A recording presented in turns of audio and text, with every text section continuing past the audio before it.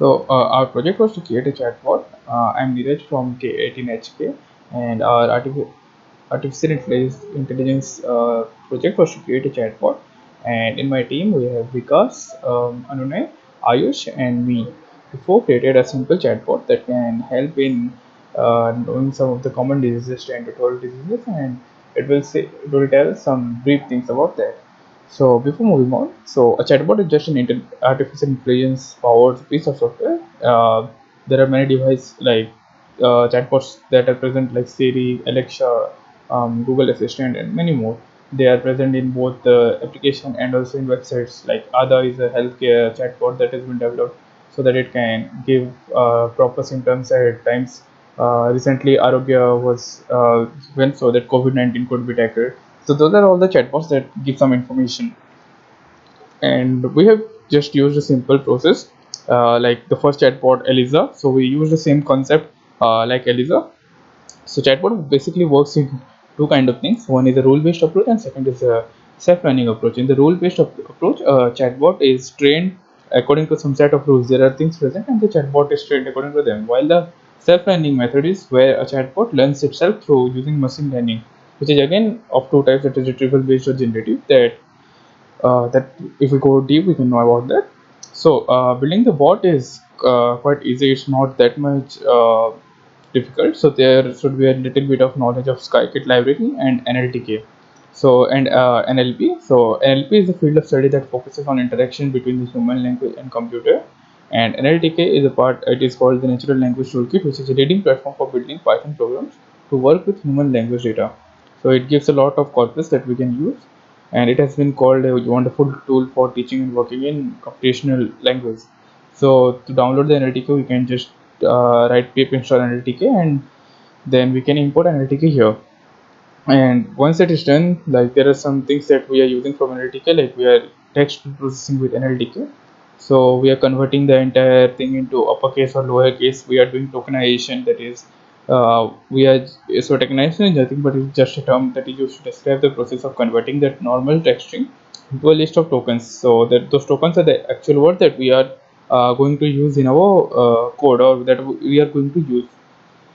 And then we are also removing noise, that is everything that is in standard number or letter is removed. We are removing stop words. We do stemming, which is just reducing inflected or some derived words from the stem, and do lemmatization, that is a slight variant of stemming is just lemmatization. The major difference between these is that stemming can often create non-existent word, whereas lemmas cannot create words, but those are the actual words.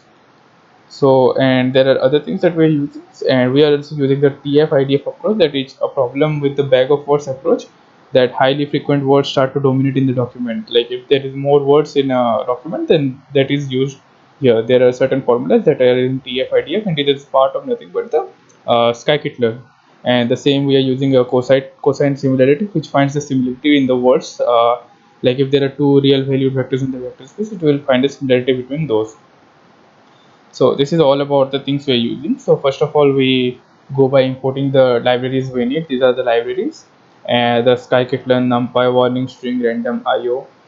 And then after that, we import the NLTK, and from NLTK we import WordNet lemmatization. We download the things we need, popular PUNKT WordNet. So if these have been downloaded already, we don't need to download them again because it will be pre-installed. So the code because I have run this code again and again, so it has already been downloaded, and it will show that it has been up to date. And if it is not up to date, it will update itself.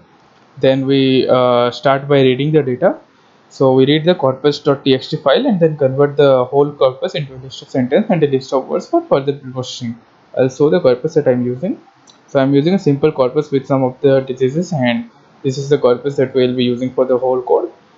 And once that is done, we then go and pre-process the raw text. Here we can see lemma equals to NLTK stem WordNet lemmatization. So it's nothing but WordNet is like a semantically oriented dictionary in English that has many corpus in itself. It learns many words and those all things. So we define a function.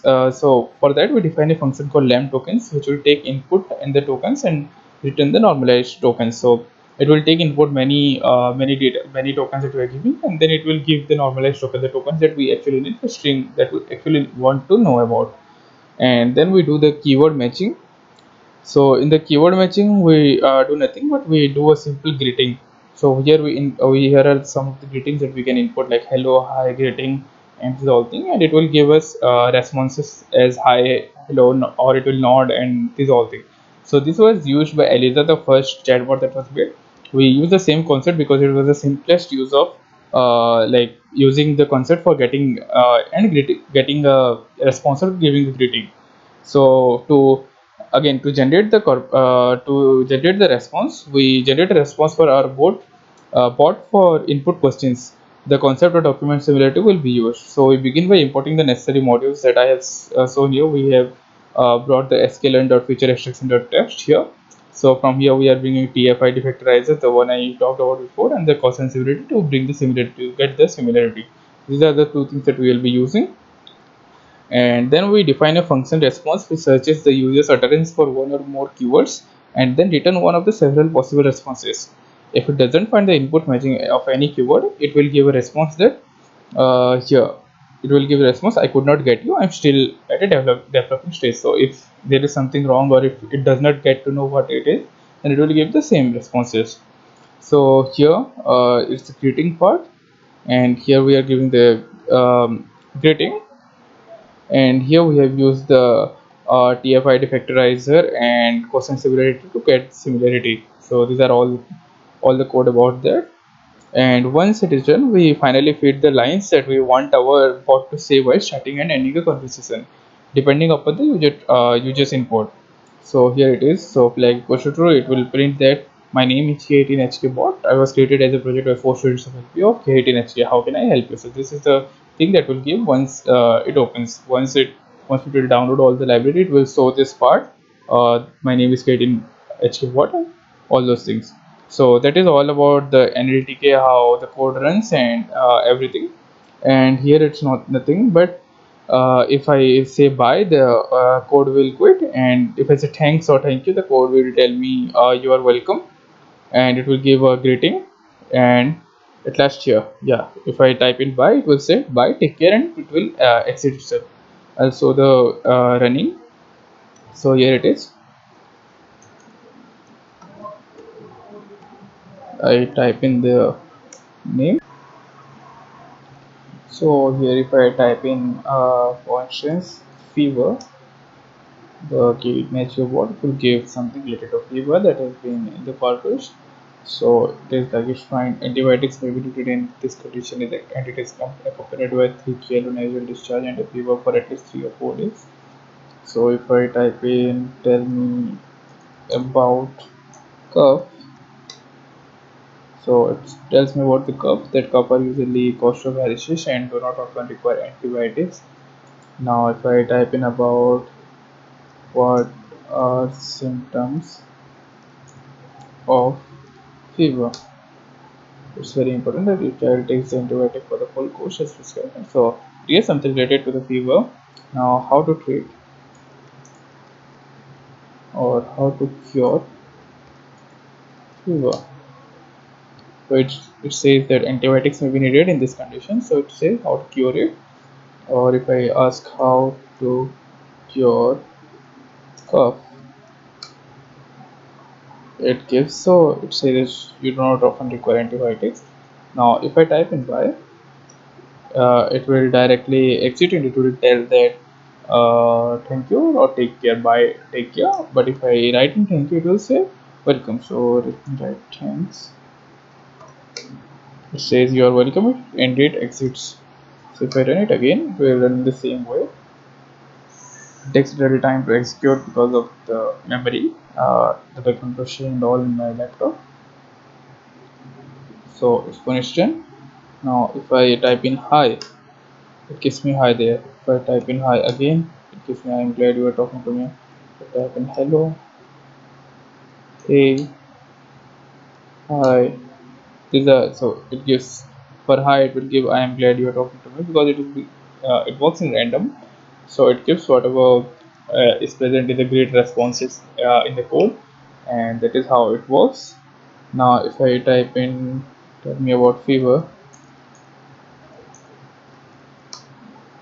so it will tell me about fever the similar way that it told in the previous what cell difference fever element shows. So it says something. Now let me type by, it says by take care, and it goes itself. So that is how the chatbot is. So if I bring in more corpuses, it can work in different way.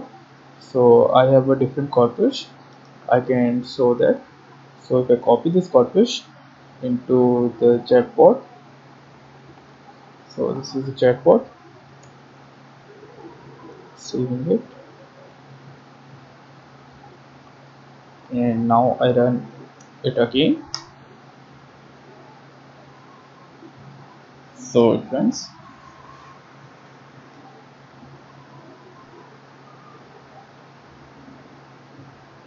Now for instance, I type in where are you from, it gives me an answer. It says the answer that has been so it says here I couldn't get you, I am still having still record this method present for the same where are you from. Now if I type